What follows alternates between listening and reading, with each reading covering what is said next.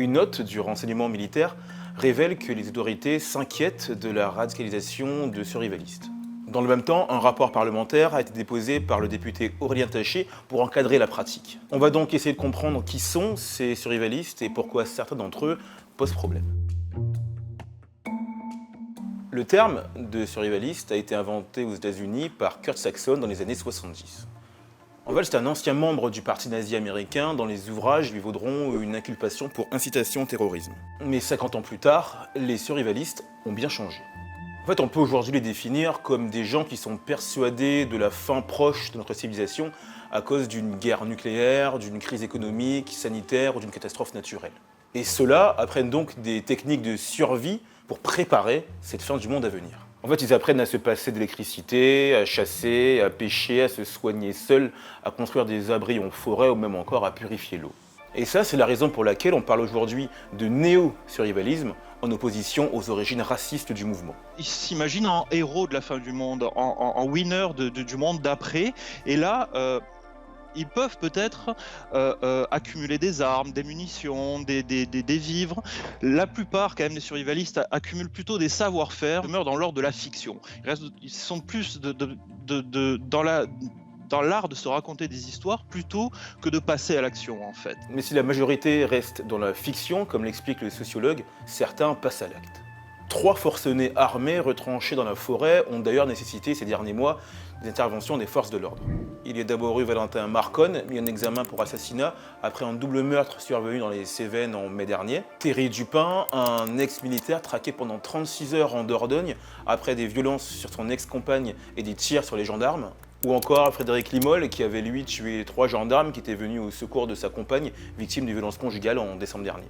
Et en fait, c'est juste après ces 3 affaires que la note du renseignement militaire a été rédigée. Elle s'inquiète de la radicalisation de certains survivalistes et des risques qui en découleraient, comme le débauchage de militaires ou de policiers par des survivalistes, leur infiltration dans l'armée ou le passage tout simplement à des actions violentes.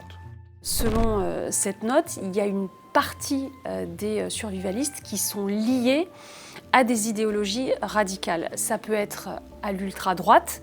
Et là, ce sont des gens qui pensent que bientôt, l'État, les institutions, la police, etc. vont être débordés par la délinquance, par l'islamisme radical et que donc il va y avoir une guerre civile. Et puis il y a une partie des survivalistes, en tout cas c'est ce que dit la note, qui est liée également à l'ultra-gauche. Là c'est un peu différent et ça inquiète un petit peu moins. C'est des gens qui s'organisent pour vivre en autonomie, en autarcie, mais pour faire s'effondrer le capitalisme, par exemple en démarrant une grève qui durerait indéfiniment et qui ferait s'effondrer l'économie. Mathieu Burgalassi, anthropologue, connaît très bien les survivalistes.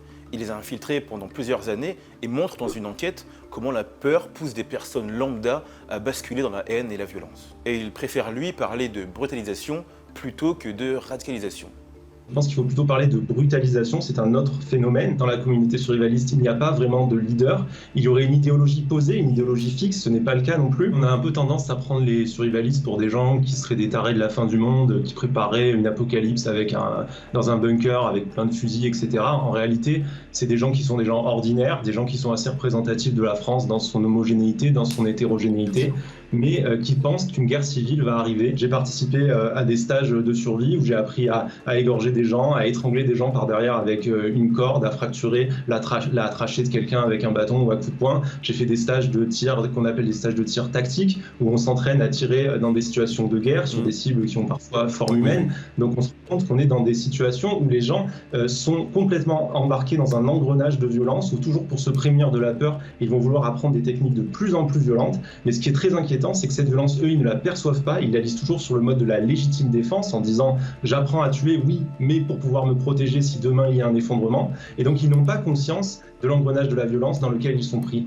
Le député Aurélien Taché vient d'ailleurs, pour tenter d'encadrer ce mouvement si complexe et hétérogène, de déposer une proposition de loi. Son objectif, c'est de dresser un état des lieux exhaustif de ce mouvement et de son développement qui bénéficie pour l'instant d'un véritable vide juridique. La première chose que je demande au gouvernement avec ma proposition de loi, c'est de vraiment justement fournir à la représentation nationale, aux élus de la nation, un panorama complet à travers un rapport et une cartographie précise de cette mouvance survivaliste et de ses dérives les plus politisées et les plus radicales.